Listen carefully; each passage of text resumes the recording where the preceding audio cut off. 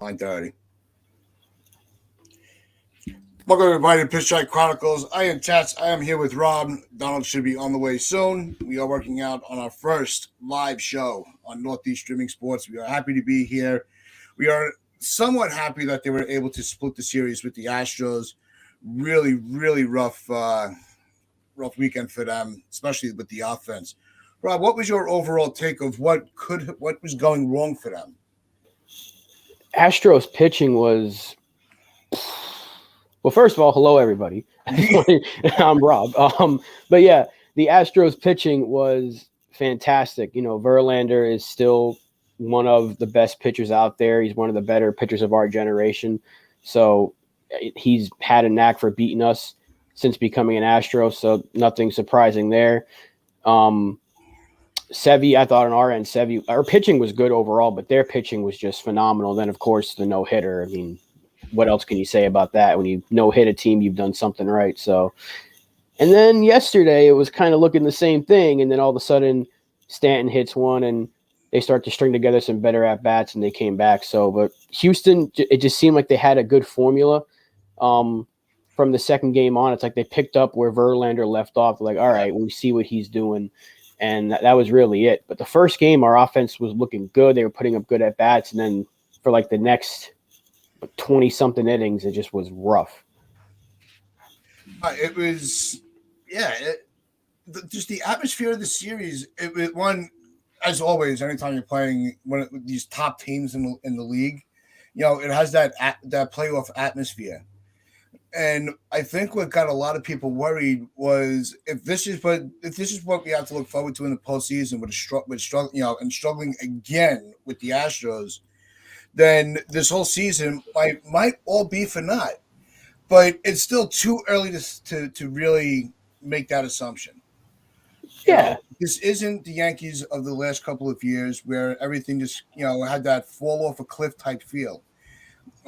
So. It's just it was what it was. We split the series. So it's those small victories that we have to take.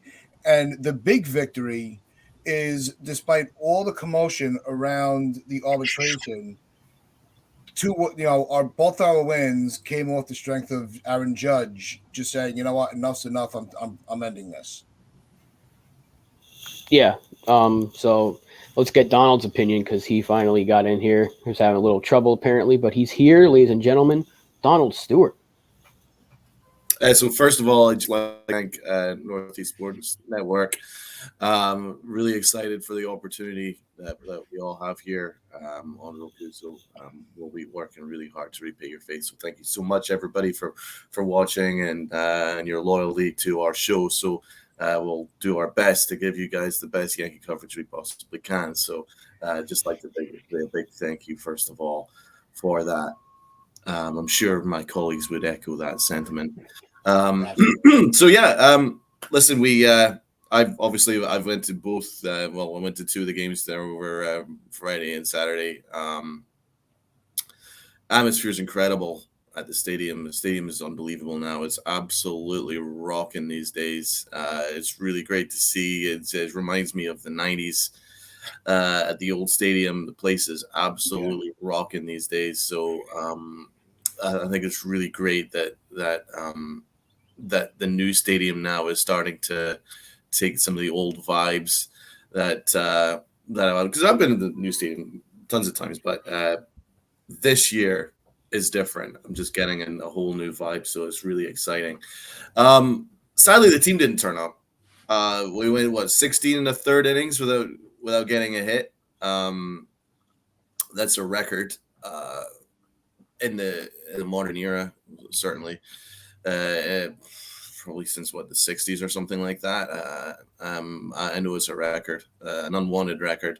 But the fact that Aaron Judge, managed to somehow get two games out of a series where we got the least hits over a 4-game stretch of any team in baseball that didn't lose a series, and that's a new stat for you guys. I just came across. So I don't know what to make of it. I think obviously Dusty Baker said that it was Judge 2, Astros 2 over the course of the 4 games, and I have to agree with him there. Yeah. It really was. And it's kind of scary how much this team relies on Aaron Judge. I think with the no-hit game, I took that very personally. I spent a fortune to go to that game and the performance was disgraceful, quite honestly. I mean, it really was a really awful game of baseball to watch. Garrett Cole was he was great, but the offense just did not show up at all. He got struck out like 100 times. It was just awful. Tats, you were there. What did you think? We were at the game together on Saturday with Pete Simonetti and the NYY crew, and it was the party atmosphere was really fun. The game sucked. The game just completely was just it's almost like that was in the background of the thought because they were playing so badly. Yeah. But, we were doing everything we were able to do in the stands to will the Yankees to at least get a hit, which kind of shows you how bad that game was on our end because it wasn't even about winning. Just don't let them get the no-hitter. Like, we had stooped to that level. And that's not where you want to be when you're at a Yankee game, especially this season. What I find funny, or not maybe more comical than funny, was we had talked on an episode last week how we just felt like that no-hitter was coming the way that the Yankees were pitching. And wouldn't it be that the time that we're at the game together, we're the ones that got no hit? Like, where's the irony in that? And then, of course, Judge hits a walk-off in the one game in the series I don't go to. That you don't go to. So maybe it was us. Maybe it was you, or you were the jinx. I think I'm a jinx, guys. I really do. I mean, Tats, you're obviously no help either. No, you know what the problem was? Rob didn't make it. It's Rob. So we're all to blame. Rob's lazy ass used to go to the city, and here we are. So, it's Rob's fault. Thanks for the no-hitter, Rob. No, but the atmosphere in the stadium. I mean, listen, I went to 2 games and we scored 1 run from a Stanton home run. That was it for my Yankee offense experience. I need to keep going to a couple of games very soon in order to exercise my demons that I have, because I've taken this extremely personally. I'm very upset. I might write to their I might write to the customer service team and express my extreme disappointment in the team this year. So, for some of you that might be new to the Northeast Streaming Sports audience, this is pretty much what we go off on these little tangents. Just kind of enjoy the ride with us and enjoy the laugh.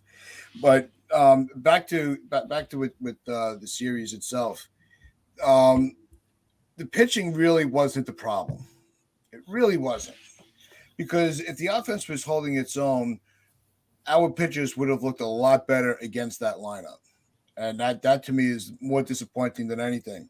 You're going to lose games, but it almost like the offense just embarrassed itself and really just let the pitching down. That put up a really solid performance in all the games.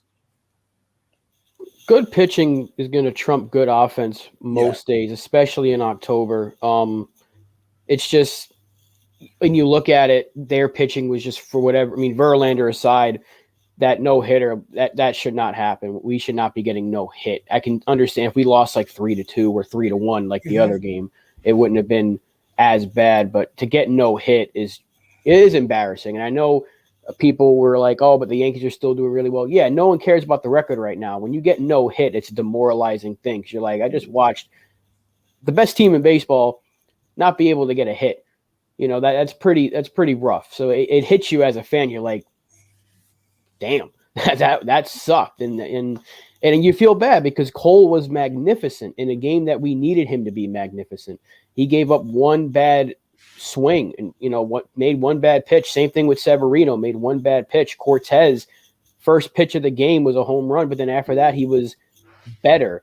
I know he gave up a couple of runs after that, but he was better. but our pitching staff as a whole was fantastic this whole series, except, even with Tyone, he made 2 bad mistakes, but the bullpen was fantastic in that first game. Our bullpen was elite, if we're being honest, this entire series. To keep them at 3 runs for 3 straight games, and at least for that last game to keep us in it. And I know Judge got the walk-offs, but we don't win that first game without Aaron Hicks. We don't win that second game without Stanton and then LeMahieu. So Judge got the walk-offs, but things had to happen prior to him being able to walk it off. And also, I'm glad that Gleyber Torres is supposed to be okay, because that looked ugly when he tripped at third. Yeah. But yeah, rough 3 games after that first one. But considering the circumstances, I'll take a split any day of the week. Oh no, I'll take a split every day of the week as well. I really think that. And I'm sure that Brian Cashman knows now that he has to acquire an outfielder. Like, there isn't even a question about it now. This lineup, I think, outside of Judge, then Stan, LeMahieu, Rizzo, mostly Torres. After that, you don't really know. I mean, Trevino's more defense and offense. He's had a really good year, though. But IKF has really given nothing, no home runs this year. He's played average defense. I think that and Donaldson's been a huge disappointment for $27 million. My good God, he looked awful over the series. I think that Urshela would have been just as good for a tenth of that cost. It's disappointing.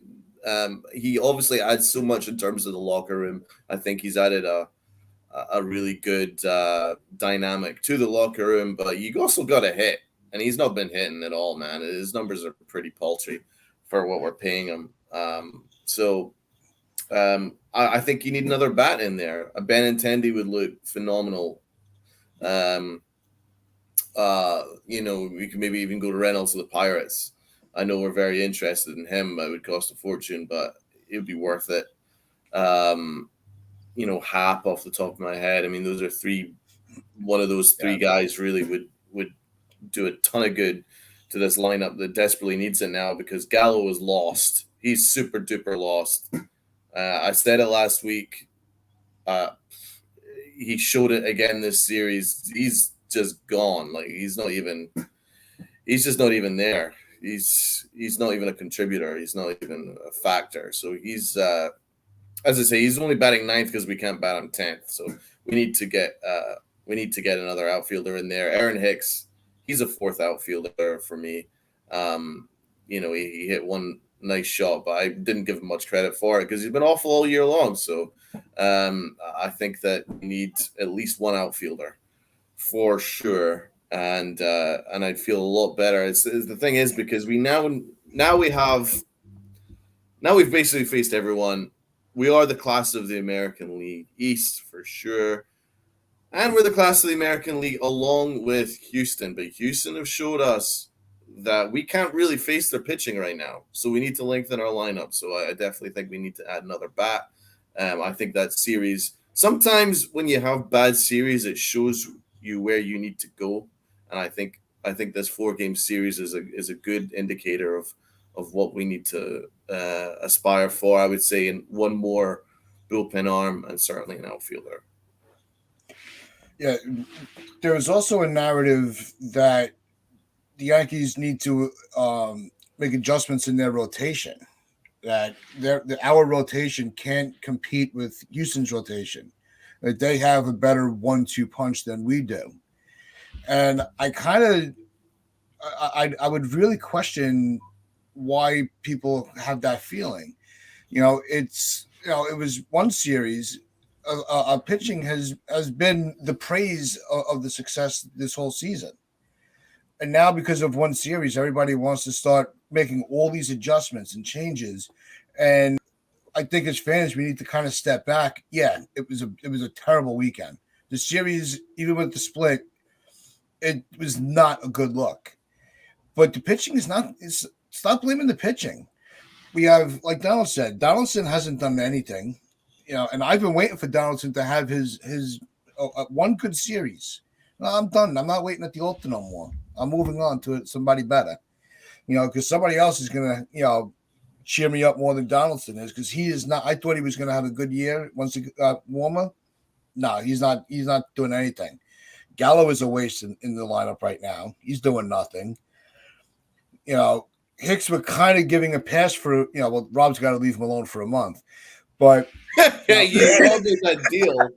Anyone new to the show, Rob made a deal because of that walk-off that he now can't complain about Hicks for an entire month. Good luck. I said one at bat, so I'm okay. I can just I can run it. I didn't agree to nothing. I didn't agree to anything. Yeah. So you have these players that are not holding their own. IKF, I wanted him to have, I don't want to compare him to DJ, but I wanted him to have more like an Urshela, where, a little bit of pop, a lot more contact. He just hasn't really hit that stride yet. And in the beginning, I'm like, all right, let him get his feet wet, new environment, he's just along for the ride. And I'm just not seeing that he's, I don't see him getting to that next level where he's a dependable bat when moving runners around, things like that. So I think the offense is really where this team needs to start reevaluating. IKF is doing exactly what he did last year with Texas, and he's a third baseman playing shortstop. So the fact that he's struggling defensively is not really surprising. It's just, I don't want to put anything on IKF because he's doing what you ask him to do. He's getting on base. He's not a high average guy. He's not a 330 hitter or anything like that. He was a 270 hitter last year, which I know he could be around there if he hits a little bit better, but he's still getting hits. He's still stealing bases. He's getting on base. He's not a power bat at all. He does not hit for power, and he has never hit for power. So the fact that he doesn't have any home runs, even in Yankee Stadium, not too surprising. Maybe he should have one or two, but Donaldson, it really is an X factor here, why we're not getting a lot of length. Gallo, we know, is right now he's lost. Right now you can't play him every day. But Donaldson, for the money he's being paid, I don't even care about Gallo's struggles. Donaldson needs to be better because Urshela is having a better year than him. We're very comparable. The power numbers and the RBIs, Urshela's better. And if that was Cashman, and I keep going back to that trade, if that was Cashman getting creative, could have just had Urshela, a third baseman, play shortstop, and it would have been the same thing as what we're getting from IKF. He could have had LeMahieu at third, Torres at second with his bounce back year. And are we losing many more games with that infield? Probably not. So if that was your only way of getting rid of Gary Sanchez, then I'm sorry, Brian Cashman, you weren't getting creative enough. But the bottom line is Donaldson does need to be better.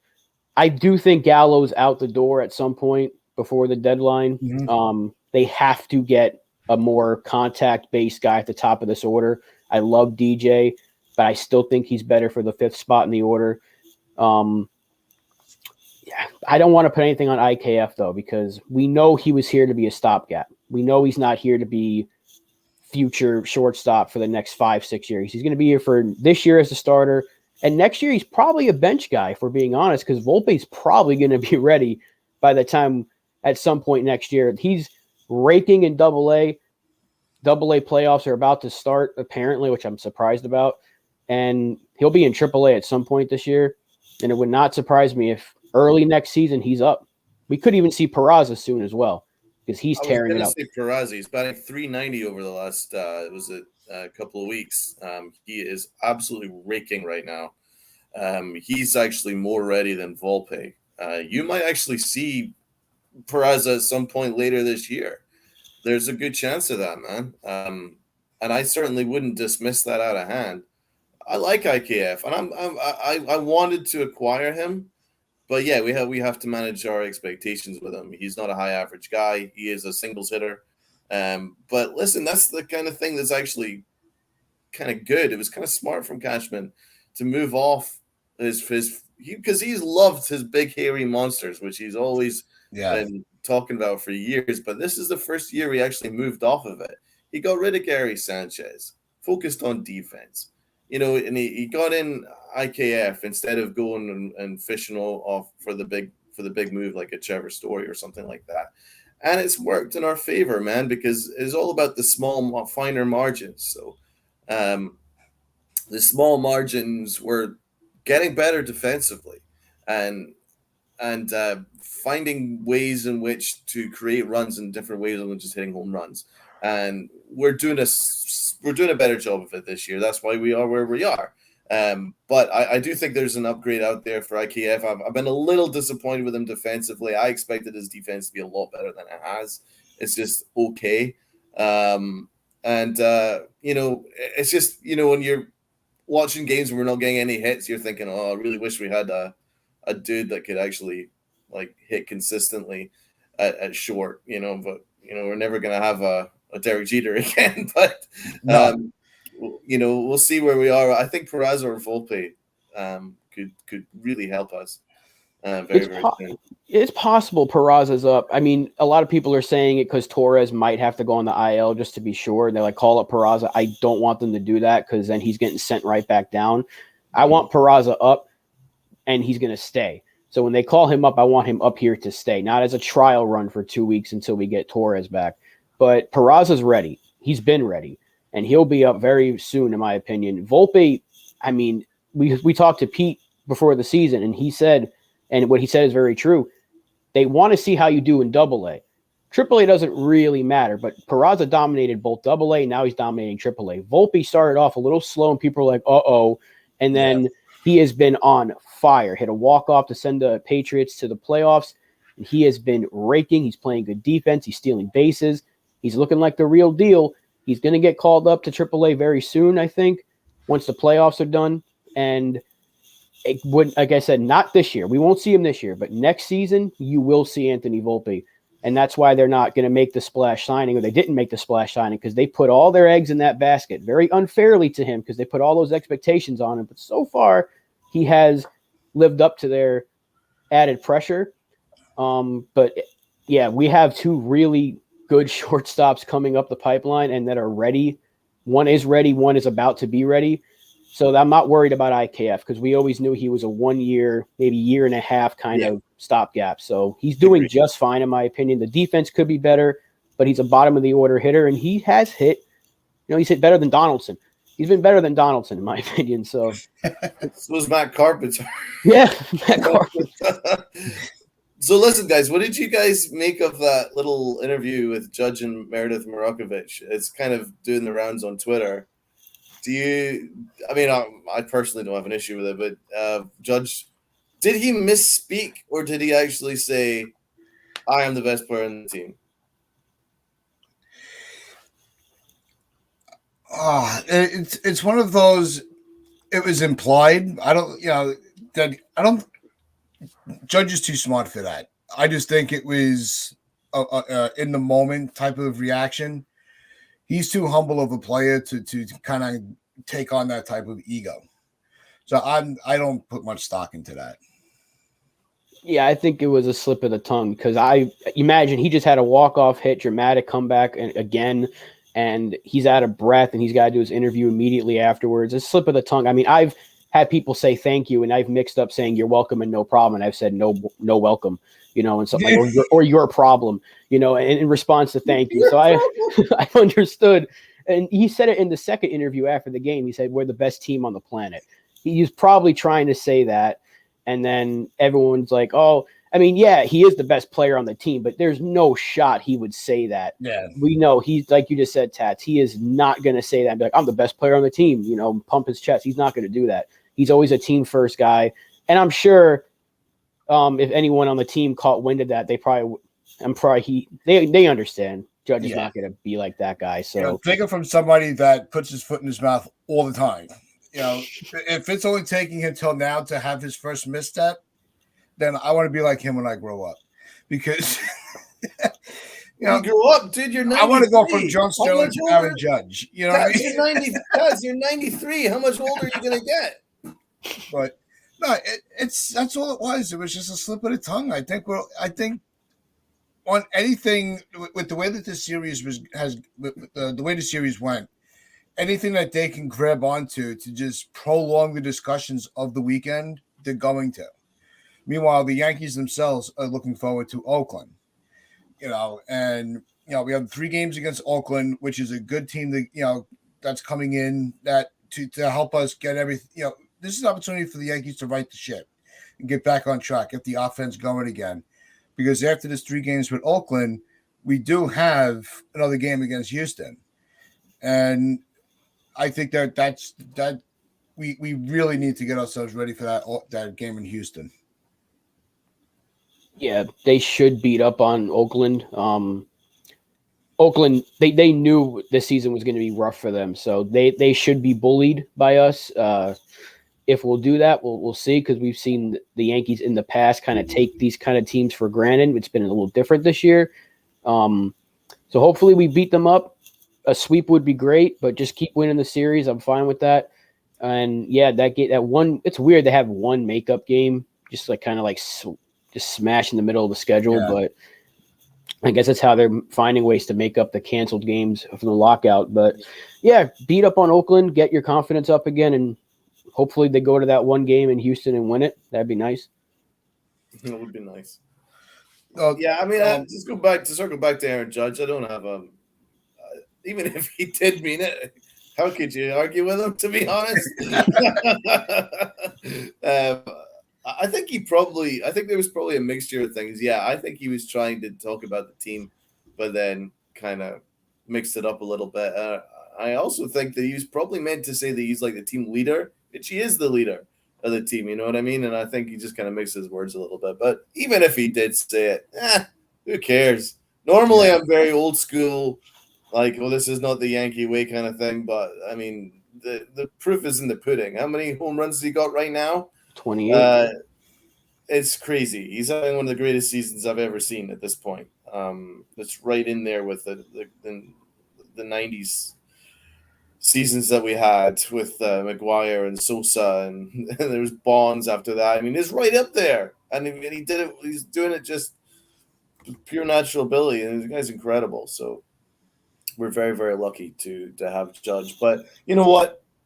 Didn't mention Stanton. Stanton had a pretty damn good series. Apart from the no-hit game, he was banging it out of the park regularly. So I still think Stanton is so important to this team, and having an incredible year, really. He's not really been totally hot yet. He's doing a massive hot streak, so his numbers are going to go skyrocket very soon. It may have started this series because he, with 3 home runs, I don't know, 5 RBIs, something like that, 6 RBIs. He was great, and he was slumping after coming off the IL, so it's nice to see against a really good pitching staff that he was able to get something going. He tied the game in the first game, got the offense going yesterday.